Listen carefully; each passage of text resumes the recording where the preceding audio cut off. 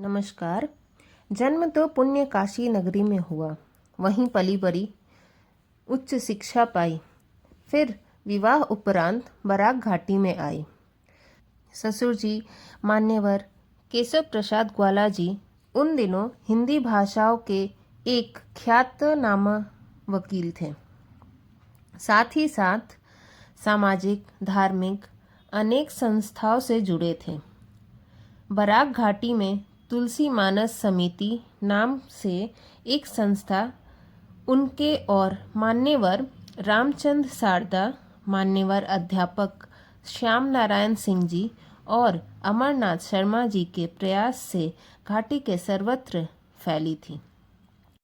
Doctor Rita Singh Sanskrit भाषा में स्नातकोत्तर डिग्री प्राप्त की थी। यहाँ आकर असम विश्वविद्यालय से हिंदी में भी एमए और बाद में पीएचडी की अधिकारिणी हुई। नई बहू होते हुए भी घर, विश्वविद्यालय और संतानों की देखभाल में कहीं कोई त्रुटि नहीं की थी। न किसी को किसी प्रकार की शिकायत का मौका देती थी। अचानक दुर्घटना से पति की मृत्यु हो गई। 3 संतान को लेकर रीता जी संकट काल को साहस और दृढ़ता से मुकाबला की।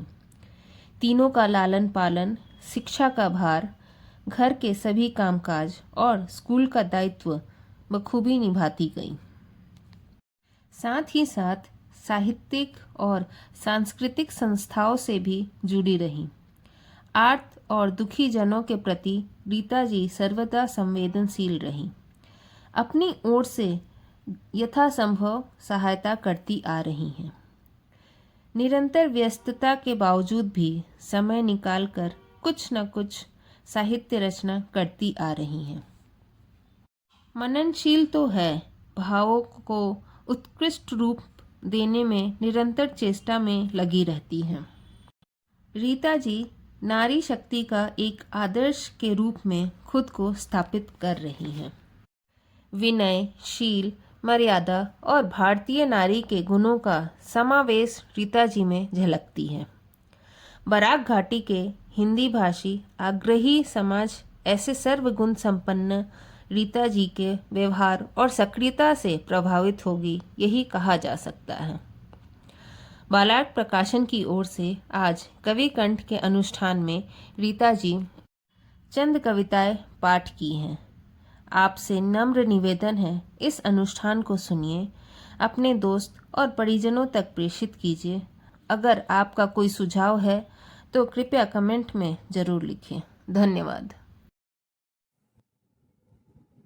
नमस्कार। कवि कंठ अनुष्ठान में मैं डॉक्टर रीता सिंह आज अपनी कुछ स्वरचित कविता प्रस्तुत करने जा रही हूँ। मेरी पहली कविता का नाम है वापस लेने आया। जंगल कटे, सड़कें बनी, सड़कों से लोग गुजरे, शहर बसा सड़क किनारे, दिन महीने साल बीते, आहिस्ता आहिस्ता मिट गया जंगल। फिर एक दिन अचानक बादल गरजे, बारिश हुई घनघोर, बाढ़ आई सड़कों पर, टूटा प्रगति का भ्रम, चीख पुकार मची चारों ओर, विकास का अहंकार टूटा, जैसे कह रहा हो जंगल, जमीन मेरी थी, मैं वापस लेने आया। हे मानव, अब भी संभल जाओ, मत छेड़ो प्रकृति को। दूसरी कविता है जिसका नाम है आज की नारी। मैं नारी हूँ और नारी की बात करती हूँ। नारी अब अबला नहीं, नई सदी की प्रबला है। पग पग में विश्वास है उसके, आकाश छूने की प्यास है उसमें। अब वह घर बाहर दोनों संभालती है बखूबी। आंचल में ममता है तो रण में दुर्गा बनती है वो।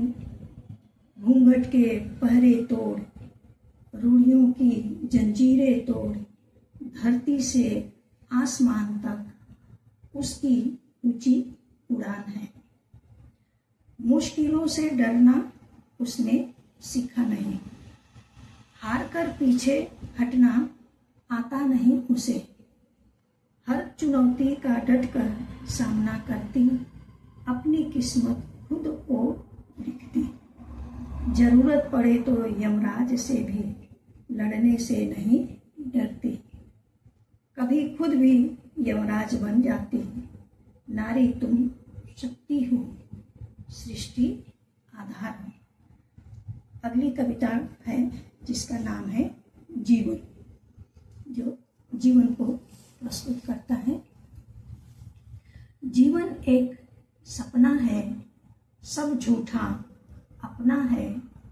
कलुषित मन, आकुल तन, चाह रहा बस धन धन। पल में दिखता उपवन, पल में दिखता निर्जन। नियति के गोद में यह सृष्टि है नाच रही। नित नूतन, नित नवीन। अगली कविता है जीवन ना बेकार करो। यह धरती है प्रभु की रचना, यह धरती है प्रभु की रचना। बसा हुआ है संसार, रचनहार अगर देखना चाहो तो बंदे से करो प्यार। तोड़ के नफरत की दीवार, एक प्रभु का करो ध्यान।